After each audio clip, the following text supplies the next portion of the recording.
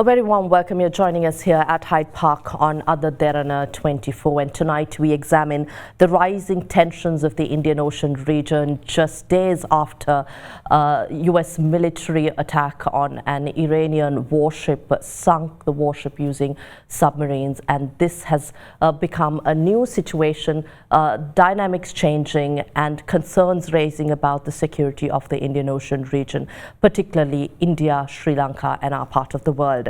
I've invited to our studios analysts who talk about the geopolitical situation, how security concerns affect Sri Lanka and the region, and the rising economic implications on not just a small coastal island as Sri Lanka, but the entire region, and the situation in the Middle East, how this will transform world affairs and international relations as we speak tonight.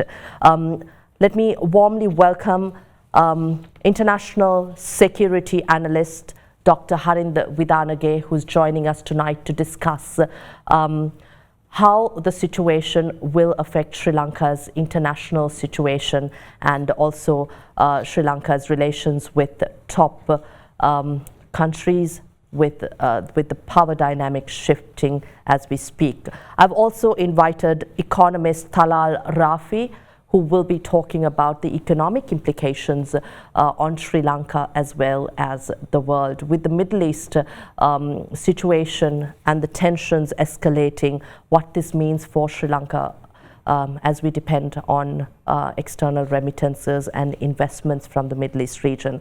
Also joining us tonight, Dinouk Colombage, international affairs analyst, who will be talking about conventions governing peace and security of the region, what this means for Sri Lanka and how Sri Lanka can navigate these tough times. A very warm welcome to you. I would like to start off with Dinouk.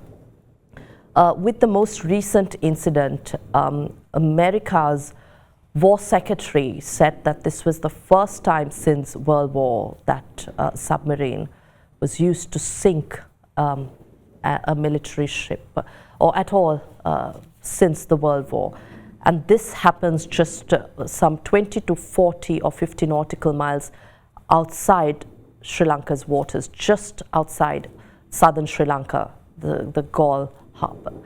What does this mean for Sri Lanka, standing at the crossroads of the busiest ship routes as well as a geopolitical center?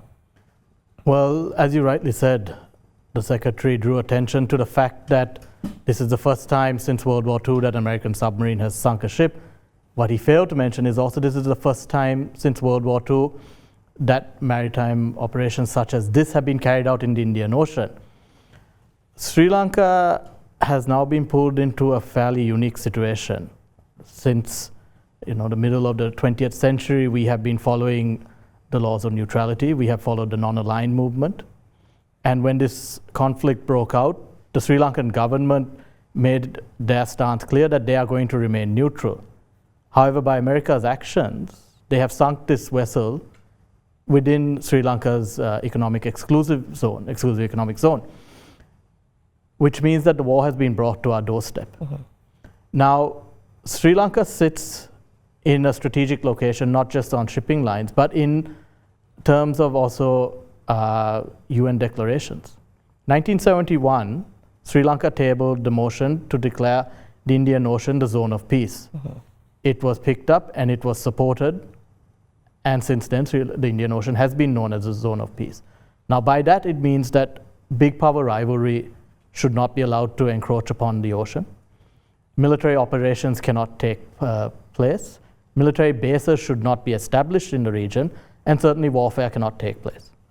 All of that has been thrown out the window.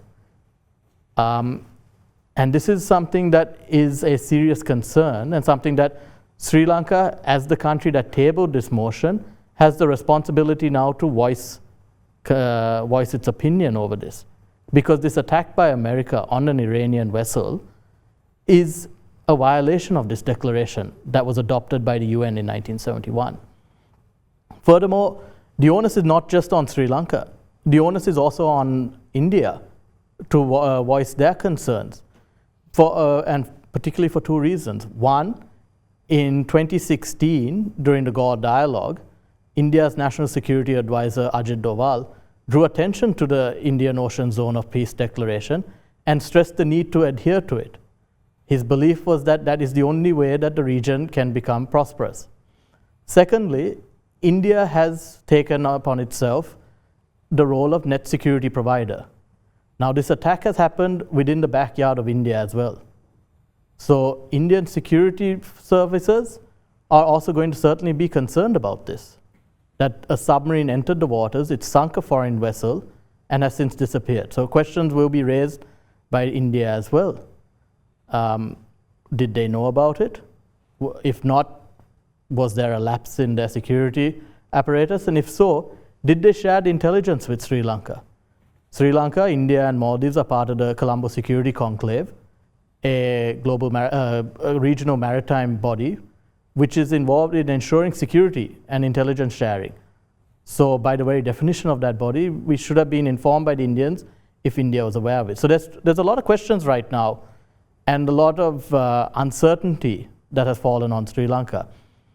And the onus is now on the Sri Lankan government to immediately summon the US ambassador, or I believe we have an acting ambassador right now, so summon her and request an explanation as to why this operation took place, and if the government had not been informed ahead of time, why they were not informed ahead of time. Secondly, Sri Lanka, India, and Maldives, as part of the Colombo Security Conclave, should convene and discuss this matter, because suddenly we have found a conflict that was raging in West Asia has now expanded into the Indian Ocean, which threatens not just the national security of our countries, it also threatens the economic security of our countries. The shipping lines are now under threat. And that's not going to only impact countries like Sri Lanka, it's going to impact countries like Singapore, because this route runs through Sri Lanka to Singapore and into the rest of Southeast Asia. So this has global implications, which really now, it's the starting point is Sri Lanka, and Sri Lanka does have the responsibility on its shoulders to raise this to a level that we are not currently seeing. I think Talal might have something to add to this from the global implications that Dinouk speaks of. We are talking about, we're in an era where the spillover of this Middle East conflict and the crisis will escalate, and our part of the region, the security implications on our part of the region will escalate, and for Sri Lanka, Sri Lanka's recovery, what does this mean as we look at not just securing stability? Now we are at the crossroads of a major tension and warfare. Sri Lanka's waters, or international waters closer to Sri Lanka, was chosen to sink this ship. So when we talk about the economic implications, what does this mean from the Middle East to oil prices as well? Right. First of all, thank you for having me. The impact is definitely going to be very high for Sri Lanka on a number of factors. The first thing is few people, we know that 20% of the world's oil and gas pass through the Strait of Hormuz, but also fertilizer. 1/3 of urea, nitrogen, fertilizer, methanol, they all pass through that. So this is going to have an implication in Sri Lanka in two ways, inflation. One is food in the medium to long term, and also with oil prices going up, all things could rise everywhere with inflation fueling the country. But the other thing is also our oil imports is around $4.5 billion US. So even a 15% increase on that, it's almost going to have the same impact that Cyclone Ditwa had on our current account. So that's the scale. I think 15%, if this goes on for some more time, at least touches 3 or 4 weeks, we could easily cross that mark. But it has to be sustained for a while. And right now, with the shipping costs higher, and later on everyone taking this risk into considerations, I feel that prices could stay up, not just oil prices, but shipping costs, insurance costs, all these. So Sri Lanka, unlike many other countries, we are in a bit of a situation. Because one thing is, of course, the fuel storage, it's also only around 5 weeks. For example, OECD countries have fuel reserves for up to 3 months. Countries like South Korea up to 7 months. So of course, this is something we have to work on in the future. But speaking about the impacts, I mean, with fuel prices going up, definitely the current account will have a hit. The currency will come under pressure. But if you're talking about on the other side, remittances, I mean, $8 billion worth of remittances comes from the from outside, and half of that comes from the Middle East. So entire cities, I mean, if you look at UAE alone brings around $1 billion worth of remittances to Sri Lanka, and then you add Saudi Arabia, Kuwait. So those three alone, around $3 billion. So that's almost the IMF program in a year. So when you have, especially states like Dubai, which are modeled around a brand image, when that takes a hit, that remittances coming down will have a major effect, because right now if you see our trade balance is huge, I mean negative. We have a large trade deficit, but it's only balanced because of remittances and tourism. And tourism too will take a impact, I mean a hit with the rising oil prices, airline tickets going up, inflation, meaning the costs of operating hotels could go up. And then when airline costs go up, I mean, people would not travel distant flights. So these are having an impact. But coming on to at the macro level, I mean, we are in an IMF program, and unlike other countries, we have reserve targets to keep into mind. So for example, I mean, after the cyclone Ditwa in the recent December report, we have to, I mean, it's not a condition, but we are projected to hit a reserve target of $8.8 billion by the end of this year. And around over $13 billion by the end of 2027. So if you look at from January 27 to December 27, that 12 months, our reserves have to go up by $4.5 billion. So this is very critical. I mean, this is at the time, I mean, in 28 only we start servicing the principal on the bilateral, but at the same time we are currently servicing multilateral debt and interest costs. So in addition to that, next year we will have to build reserves up to $4.5 billion.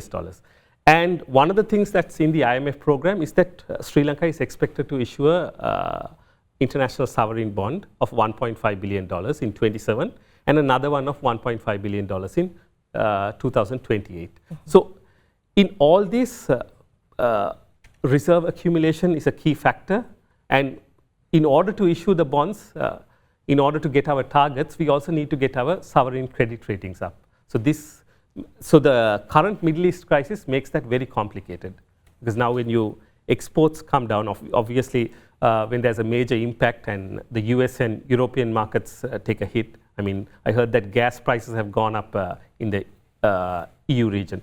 So of course with that, we are heavily dependent on the US and European markets for almost half of our exports. So those can come down. Remittances, they can decline if there's a prolonged war. Tourism taking a hit. And of course, oil, $4.5 billion, as I mentioned, even a 10 to 15% increase could have a detrimental effect. So other countries such as India, I mean, generally most of South Asia and East Asia would be impacted because most of the oil flows through there. But Sri Lanka, as I mentioned, has an additional problem because we are in a stage where debt sustainability is a key issue for the country.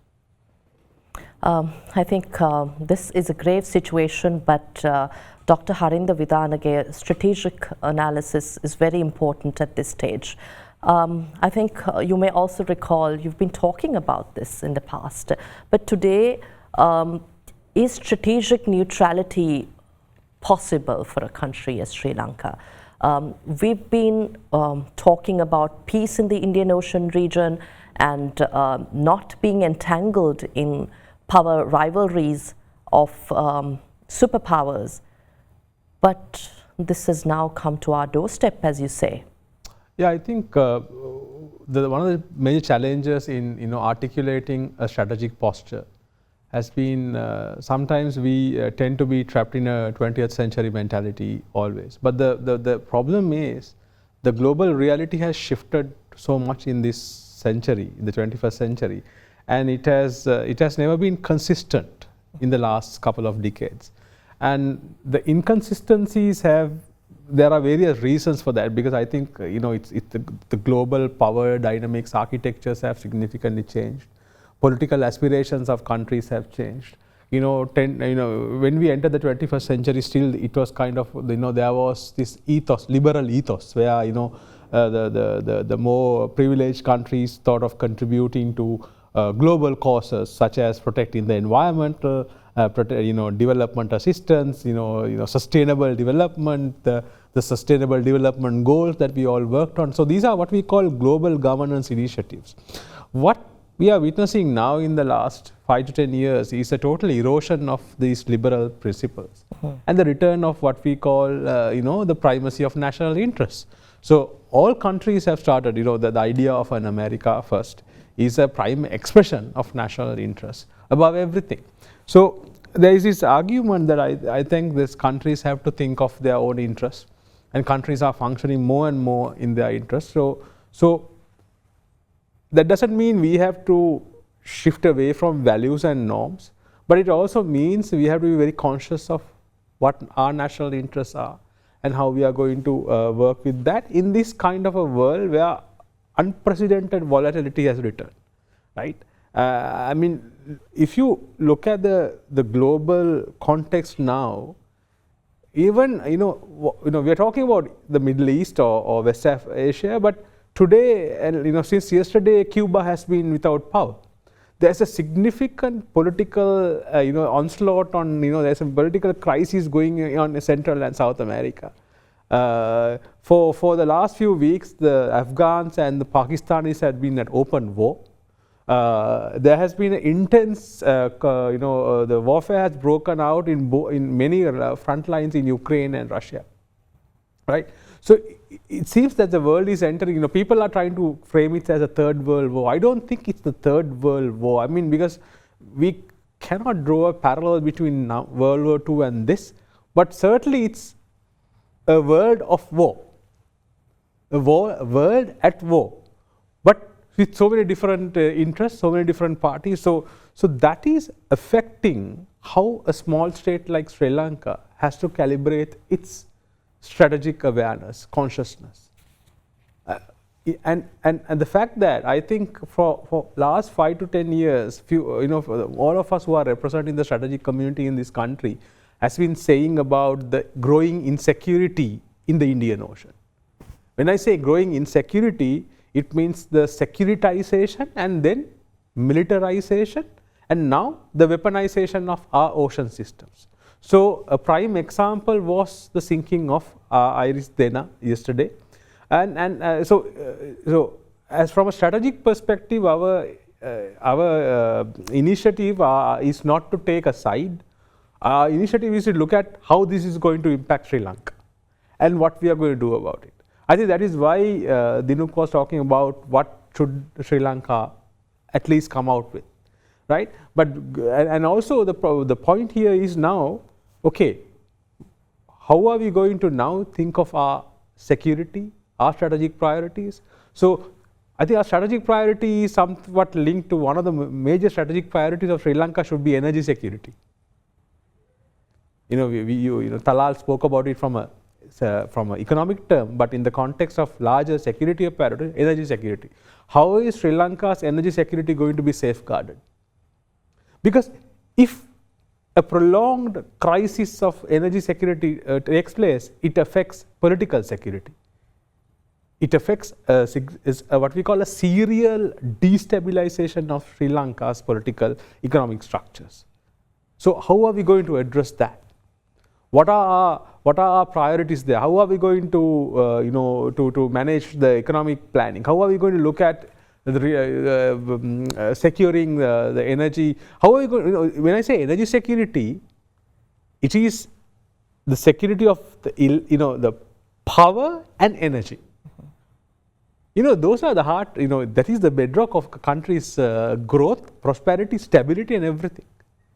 So for many years, last few years, we have been talking about energy connectivity in the region. How are we going to connect with maybe say India? What is what is our fallback option? What are our safeguards? So I think while we are conscious of the conflict that is brewing out there and understanding that is going to hit us significantly economically, we have to be, I think the strategic articulation, strategic framing is how are we going to look at economic security, energy security, political security, what are our imperatives there, how are we going to do work around those issues, as well as that means recalibrating foreign policy, that means deepening and broadening our regional relationships, how because one of the things that we are a bit unlucky, unfortunate as a country is the fact that we are in a region now which is at a peak of insecurity, geostrategic competition, but we don't have a regional institutional architecture to mitigate the shocks of that. Right? So look at the East Asia, yeah, ASEAN, all these things. But what do we have?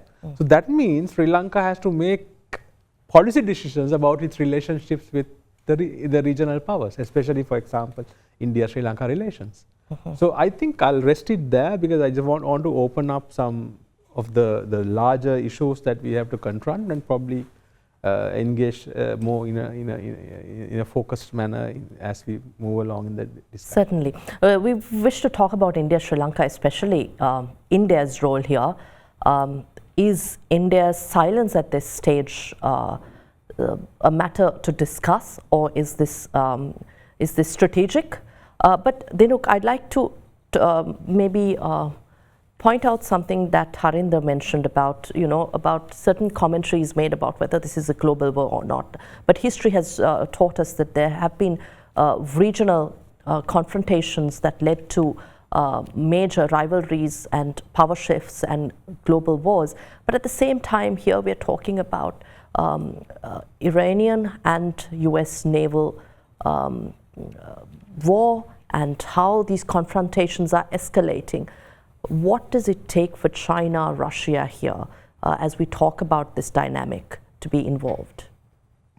As Dr. Harinda rightly mentioned, we're not in world war, we're a world at war.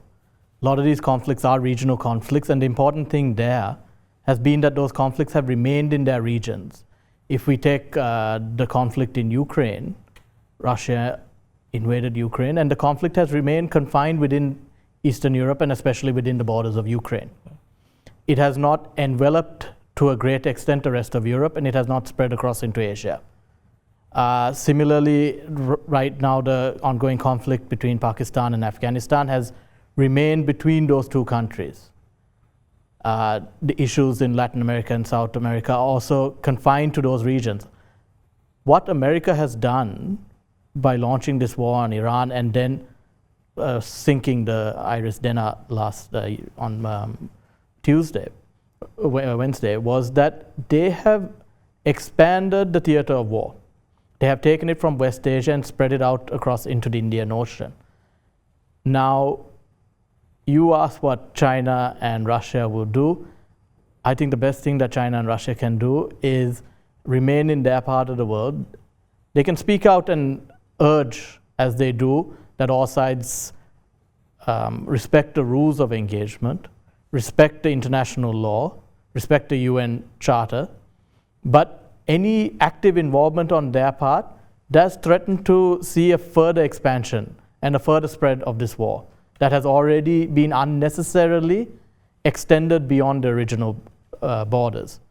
So certainly, as a country, certainly for Sri Lanka, we do need the support of the international community in voicing disapproval for what happened yesterday. The conflict between Iran and the US is a matter for Iran and US. We have continually expressed our desire that both nations adhere to international law and humanitarian law. But at the same time, we're also expressing our disappointment, especially with the US, that this has come into our region. And it only serves to get worse if the other big powers encroach as well. Indian Ocean Zone of Peace, I'm going to keep harping on that throughout the conversation, because that stresses that big power rivalry must be absent from this region. And inviting the other two big players into this conflict is a problem. So instead, I think India needs to play its role here. It is uncomfortable and unfortunate that the onus has been placed on India alone to be the net security provider. And again, as Dr. Harinda mentioned, we are lacking a regional structure for the Indian Ocean that would assist us in addressing this crisis.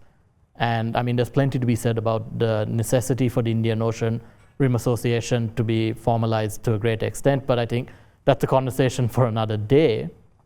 Yeah, but certainly at this point, there cannot be further involvement from outside actors, and certainly not from the big powers.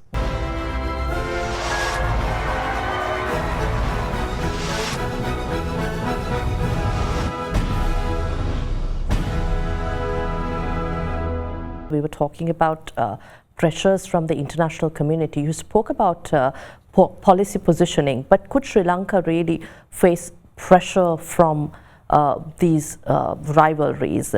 Dinouk talks about the Indian Ocean peace zone of peace that was promoted by the late Sri Lankan Prime Minister, Madam Sirimawa Bandaranaike, who strongly promoted the Indian Ocean as free of peace, free of a great power conflict in our region. But India's silence, the silence of IORA, many question, but at the same time, could this be strategic? Yeah, I think the fundamental problem with the idea of the zone of peace is is the fact that it demands a total demilitarization. So you take India now. India is probably a regional hegemon, and it's very clear in a path.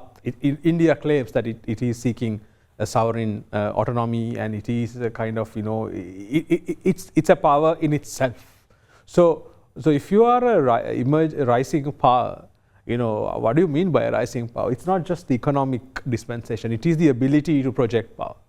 So with that, so if India, this is the fundamental problem India had with this idea of the zone of peace. It's not the idea of the zone of peace, but the functionality of it, how the manifestation of it. So who wants to give up? Who wants to give up? It's India's naval positioning is the front line is the Indian Ocean. India is not going to say, okay, we are not going to have a demilitarized zone, especially in the context now where there is a clear competition with China. There are so many other actors. When the Indian Ocean is a strategic space. It has become a strategic space because it has, the Indian Ocean became a strategic space partly because of the rise of China, because China, most of the what we call the civilian cargo, the traffic, all these regions, rise of Asia in just China, Asia generated the demand of the supply, demand where you have Indian Ocean became what we call the global interstate. Yeah, most services, the fuel, as is the chemicals, fertilizer, and then the finished products of China, passing. So it became a vital space of connectivity. So and then it became a space of competition. So which means the competition is played out with the projection of naval power. So it is that is why you see more and more of what I call the militarization of the Indian Ocean, and then what we call the weaponization of the Indian Ocean. So in that is why Indian Ocean is. That is why fundamentally the idea of Indian Ocean as a zone of peace doesn't work. Even in as in 2016, 2014, there was this idea. Everybody agreed that fundamentally this idea is good, but they said there has to be a reset of this position. A more revised version of the zone of peace idea, which never kind of materialized. That is one of the fundamental problems why the kind of that it's not been articulated, or even Sri Lanka remains silent. But I still think we could have used that fundamental positioning to still argue that Sri Lanka's non-aligned foreign policy, even the current administration speaks about it. One basis of non-aligned foreign policy is Sri Lanka does not encourage the big power rivalry to manifest in conflict terms in the vicinity of Sri Lanka and the ocean. The sinking may have not happened in our territorial waters, but still a thing to be concerned when that conflict has come to our basically doorstep. I mean, 30-40 nautical miles is not that far. It's still within our exclusive economic zone. Are you worried the Indian Ocean may become an arena for strategic retaliation among these? This is my point. I mean, I wrote about this for many years, and it reminiscent of an article I wrote. I shared with most of my friends yesterday, 8 years back. The coming submarine war, so I named it. Why? Because submarines. What is the role submarine play in the context of strategy and military warfare? Submarine is a frontline asset and a frontline weapon. It's a weapons platform par excellence, right? And it does two things. One, a submarine can a nuclear armed submarine can carry a nuclear weapon system, right? Which is what we call a second strike capability. So most the countries which nuclear weapon capability rely a lot on submarines as the most reliant second strike capability platform. Number two is the attack submarines. I'm sure an attack submarine would have sunk the Derana. Attack submarines are the hunter killers, and they both operate with impunity without any and countries like Sri Lanka has no ability to detect. So if submarine warfare increases in our region, somebody would ask, so what does it have? It affects our stability and security. You know, we rely on a lot on saying we are a welcoming port. We are trying to encourage investment in Port City. We are trying to encourage investment in Colombo Harbour, in Trincomalee, in Hambantota. So if there is insecurity, if there is constant conflict, if ships are being sunk, that creates a lot of instability and insecurity. And I think in commercial terms, that would mean insurers would not like, there will be a lot of more extra costs. So it translates into a huge economic burden. So no country likes insecurity in their borders, around their borders. That is why countries don't like conflict. That is why Dubai, Qatar, Oman, everybody is worried about the insecurity that is developing there. That is why that conflict has a direct second and third order impact on Sri Lanka, as the two other speakers were mentioning. I just want to give you a quick statistic. We are so reliant on remittances. Dubai in 2001 and Dubai now, there's a 300% growth of population in Dubai alone. Wonder how many Sri Lankans are there. So if Dubai's, I think what Talal said, what is under attack is not the military installations, it's not the life, it is nation branding under attack. Dubai is a bubble in a way, right? It's a glass house. The concept. The concept of Dubai is a free, secure, safe. Why are millions of people transiting through Dubai? It is that brand. So if Dubai falls, it directly has impact on Sri Lanka. So then then I come back to the question you asked me about submarines, naval warfare in our vicinity. Imagine if Sri Lanka is a site where naval conflicts take place, increasing. It doesn't have to be a conflict. When increasing weapons platforms of this nature starts to be, starts to be present in around us, that's a sign of insecurity. So that brings us to Talal. Talal, you've spoken about the economic implications. We're talking about the busiest sea route here. We see thousands of ships passing Sri Lanka on this east-west shipping route. What does this mean for Sri Lanka's port and maritime economy? And Harinda spoke about the UAE. Whether it's the UAE or the Middle East as a whole, Sri Lanka relies heavily on the investment, on the foreign remittances that Sri Lanka earns. Our economy runs on this. And on the other hand, tourism. So with shipping routes strangulated and also air routes really threatened, What does this mean for Sri Lanka as we move forward? And how do you see the regional stability, especially the Middle East, where we generate so much of foreign remittances from? Right. So I agree with Dr. Harinda that this is going to cause an issue, especially naval ship being sunk off the coast. So it will add to the insurance costs, shipping costs, and others. So that will have an impact, but we'll have to see what the impact will be in the coming days. But moving on to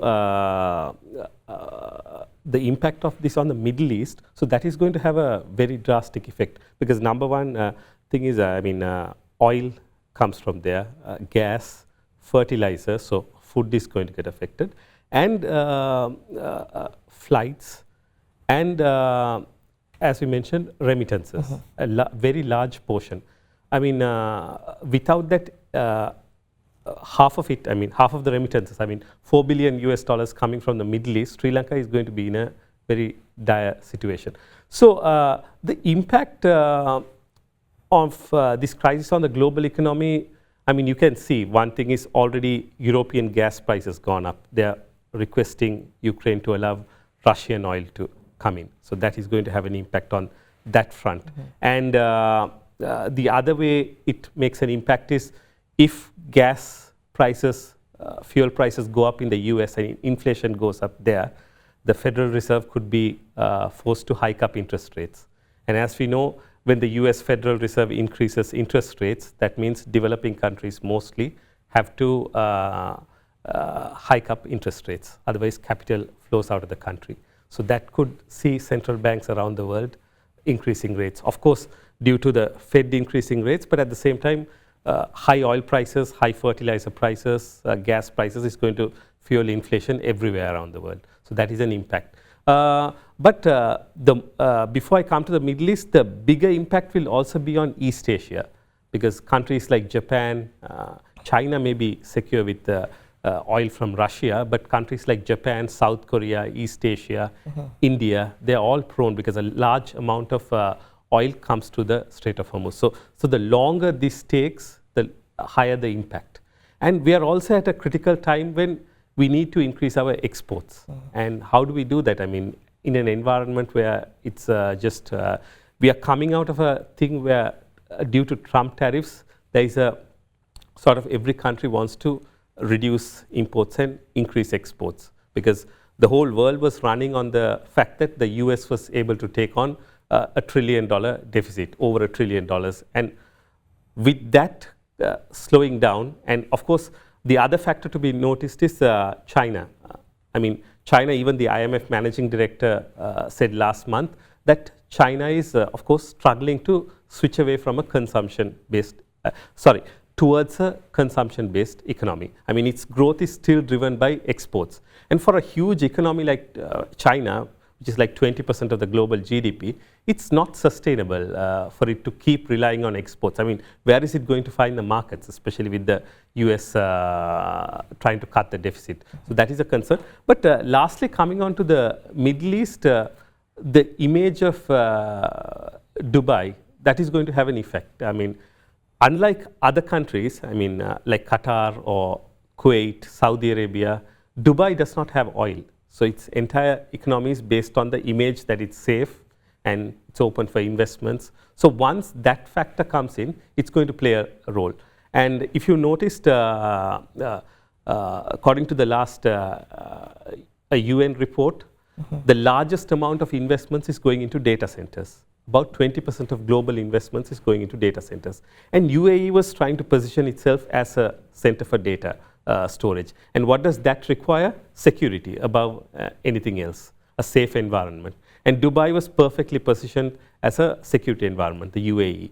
And right now, Iran has already hit an AWS center, Amazon Web Services. So data centers are starting to get hit. And I already read that certain East Asian companies are looking at it with concern. So that means that a large amount, 20% of global investments is a huge amount.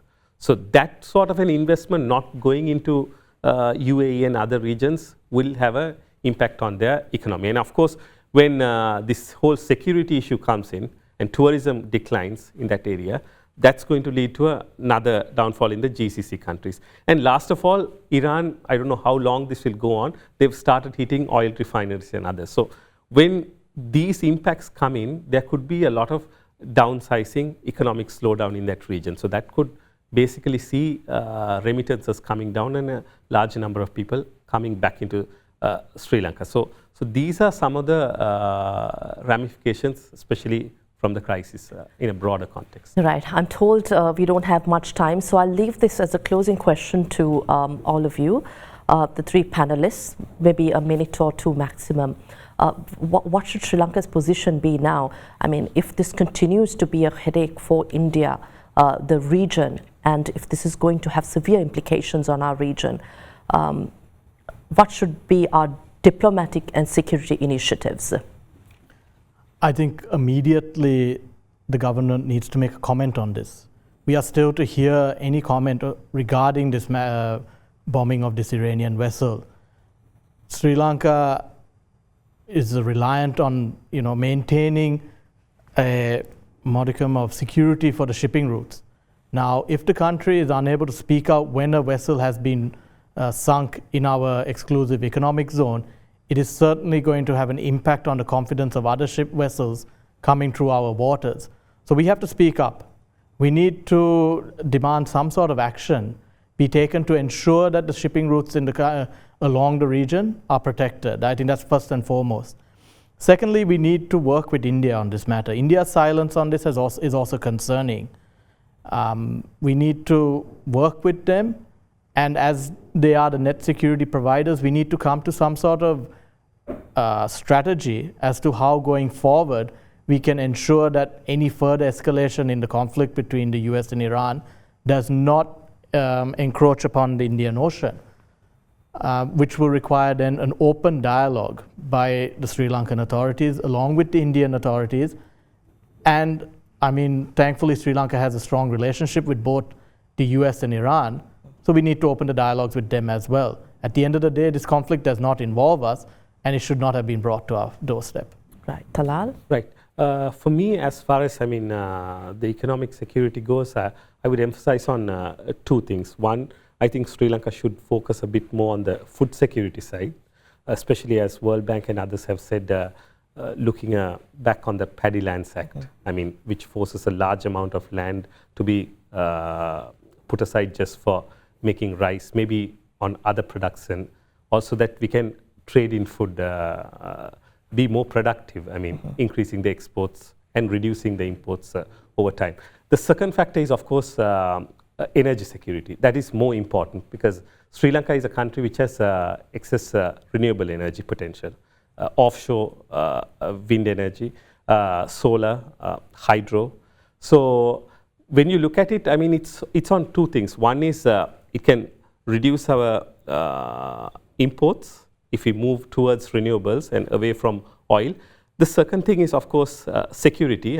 Something like this happens, how safe is Sri Lanka from a crisis? And third thing is, of course, inconsistency. Of course, there is always volatility. We can't price ourselves constantly based on energy prices going up and down elsewhere in the world. So I would say that the government needs to, at least from the lesson from this would be to go very hard on focusing on renewable energy. So that would be my Harinda?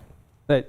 So I'm going to speak as a strategist. So what I'm going to say is going to be hugely won't make people happy, but a lot of people have been commenting, why can't we condemn this? Why can't we be sympathetic to Iran? Iran has been helping us, especially during the wartime. In strategic calculations are made given the strategic realities. There are two realities at play at the moment. The most powerful country on earth still remains the United States, and the United States has clearly showed that to the world. People are very unhappy with the conduct, but the grand reality is that the US is very strong, it's robust. I don't think people know, it's quite self-reliant on both energy, oil and gas. Probably the American gas companies and oil companies will benefit in the future because if the Strait of Hormuz remains closed, if the oil production and gas production, LNG goes down, the Americans can start exporting. They have enough surplus, which a lot of people don't know this, right? And they have the military capability to strike any enemy, any country or entity it sees as an adversary anywhere in the world. That's what it has showcased. And from a strategic context, from a small state, we really need to factor that in. So whether we like it or not, it's not about the moral compass, it's about the strategic intent. We have to have deeper, stronger US-Sri Lanka relations. That has to prevail. The United States has been the largest provider of security cooperation, defense cooperation in Sri Lanka in the last few years, and should remain so. So that's number one. Number two, in the context of the region, our relationship with India has to be crystal clear. We need to have that connectivity in India going. We should be less and less ambiguous. We have to be strategically very forthcoming with India about our strategic interests. The alignment has to be there. If not, if we tend to drift away and to be alone and to depend on countries we think will back us, just look at Iran. Today, Iran is strategically in a very lonely place. It is alone. It has sympathizers, but it's strategically alone. It still can weather it. Sri Lanka can't. So that's my last day. I think that's the strategic choices are hard, but they are necessary. Thank you very much. Thank you very much to our guests tonight. We had with us commenting on the conventions and the situation that's escalating, Dinouk Colombage, Chief Research Officer of the Geopolitical Cartographer and International Affairs Analyst, is joining us. Thank you very much for your time here at Hyde Park. Also commenting on the escalating situation and the economic implications, Talal, Rafi, Economist, and you've been analyzing major developments, not just in Sri Lanka, but across the world. Also joining us tonight, Dr. Harinda Vidanage, Director, International Relations Office and Center for Strategic Assessment at the KDU. Thank you for your time. And here at Hyde Park, we've been discussing the rising tensions and the implications, not just on Sri Lanka, but the region, and how regional confrontations have taken global shape and significance. We'll see you again next week with yet another discussion. Have a pleasant evening. Good night.